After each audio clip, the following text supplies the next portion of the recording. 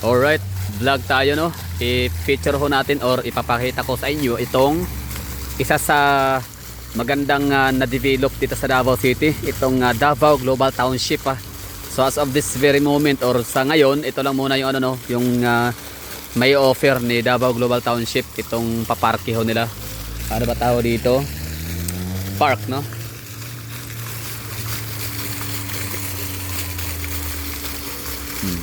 May mga tao dyan sa unahan. Parang pa-theater style ang mga upuan no. Tapos may pa-fountain dito. And himala dahil hindi sila nagsarado ng mas maaga. Time check alas 11 na ng gabi, pero may ano pa din no. May mga fountain. Kumukulay-kulay pa rin. Umiilaw. Ibig sabihin ano to, baka alas 12 sila mag-close.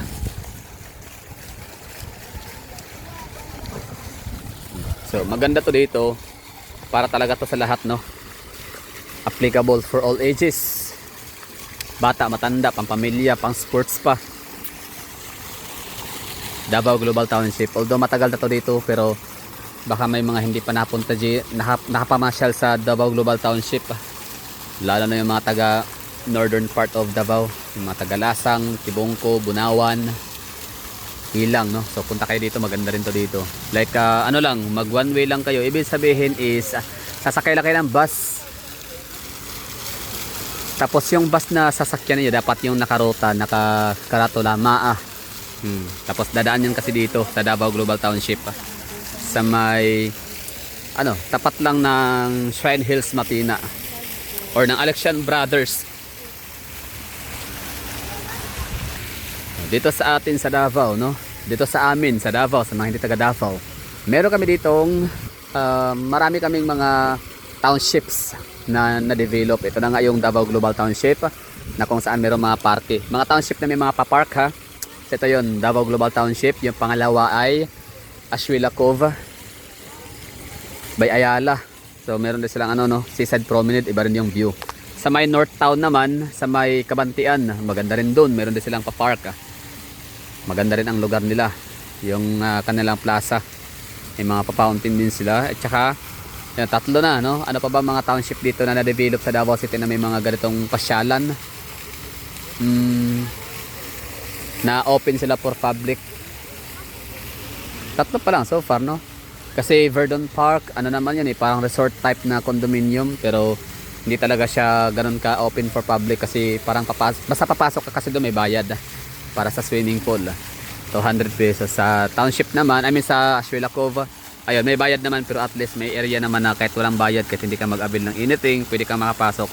Except lang talaga sa Seaside Promenade, need mong avail no, need mong bayad ng at least, or mag-avail, mag-purchase ng any products ng Ashuela Cove, minimum of 500 pesos para ma-access mo yung lugar nila na napakaganda. Yan ang Seaside Promenade. Meron naman sa may LPU or Lyceum of the Philippines University, Amara. Basta dyan sa may ano, harap ng lugar ni Pastor Apollo Kibuloy, Kingdom of Jesus Christ Compound, dyan sa may airport malapit na. So meron din township dyan. That's 17 hectares. So mayroon din sila sigurong mga pa-park. As of now, hindi pa ako napuntahan doon no. Hindi pa nakapunta. I mean, hindi ako nakapag-experience sa kapag-vlog. Although one time pumunta na ako doon kasi nga lang sarado. Parang weekend lang din yata sila meron, just like Davao Global Township. Yung kanilang parang ano to, parang mga restaurant, ano ba tawag diyan? Yung mga may mga natitinda, kainan, inuman, live band. So para ano na siya, weekend. So weekend market yung tawag. Kung merong sa Sugbo Mercado sa Cebu, meron naman dito ano, yun na nga. Parang kasi itong si Cebu Landmaster, ang developer nitong Davao Global Township is taga Cebu. So parang baka yung kanilang setup is hango no, or hawig sa Sugbo Mercado ng IT Park and Ayala Business District ng Cebu City.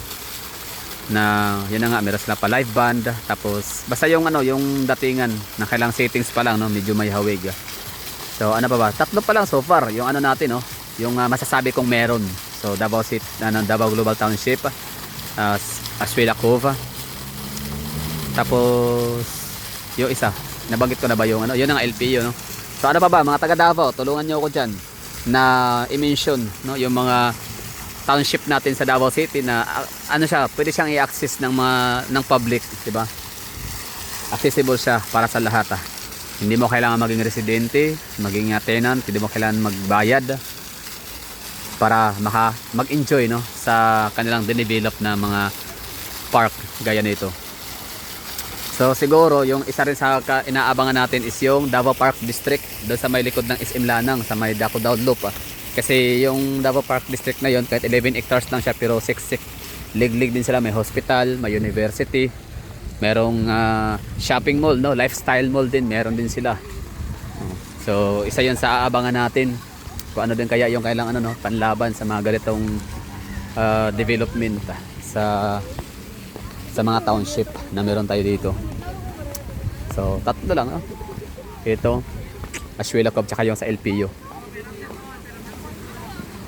Ito yung itsura ha sa gabi, yung malapit na mag-close. So dati pagkakaalam ko dito dati by 10 PM close na, no, off na tong mga lightings, itong mga pa-fountain nila dito. Pero ngayon open pa din, no, andyan pa rin, gumagana pa. So siguro tumaas yung demand, dumami yung mga tao. Marami pa rin yung mga tao gantong oras. So marami pa rin magpupuntahan. Siyempre mabenta yan sa kape, oh. Maraming ano dito, mga coffee shops.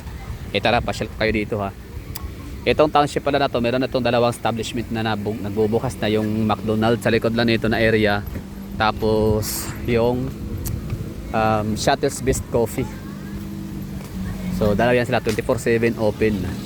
Pero itong mga pick up coffee, itong pick up coffee parang ano din, ganon din, no, 24/7 din sila. Pero itong mga coffee shop sa kabila naman, parang hindi yata, parang nagsasarado din sila. Tingnan natin ha.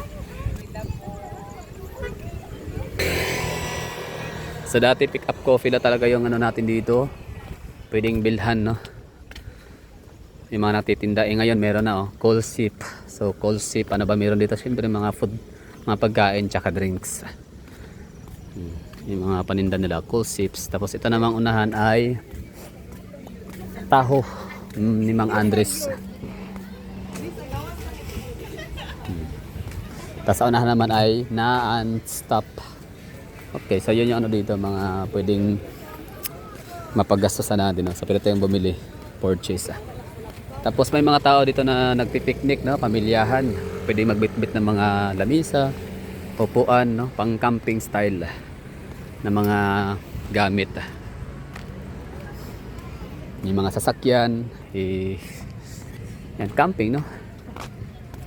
Pero kahit wala kang sasakyan dito, kagaya ko, wala naman tayong kotse, pero pwede tayong pumunta pa rin dito. Accessible kasi siya, lapit lang talaga ng kalsada, hindi siya sadyain.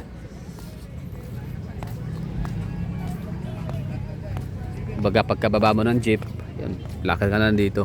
Yan, Shuttle's Best Coffee na yan sa unahan. Samain natin. Yan, that's the best Shuttle's Best Coffee.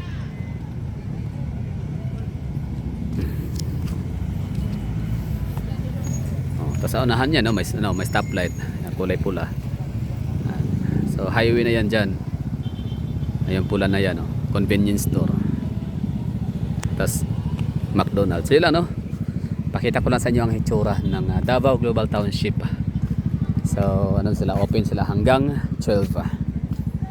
Nice one. Hindi ngayon masyadong maraming tao kasi hindi weekdays, kasi pagka Sabado at Linggo doon makikita.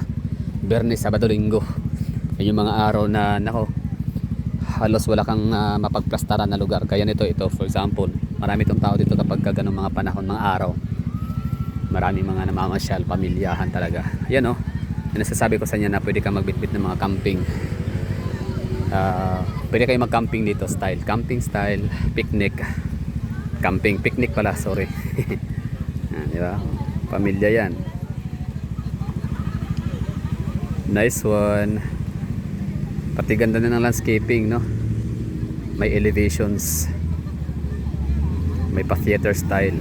Kulang na dito stage, no, para merong mag-perform. Tapos ito yung parang tambayan ng mga spectators, mga audience.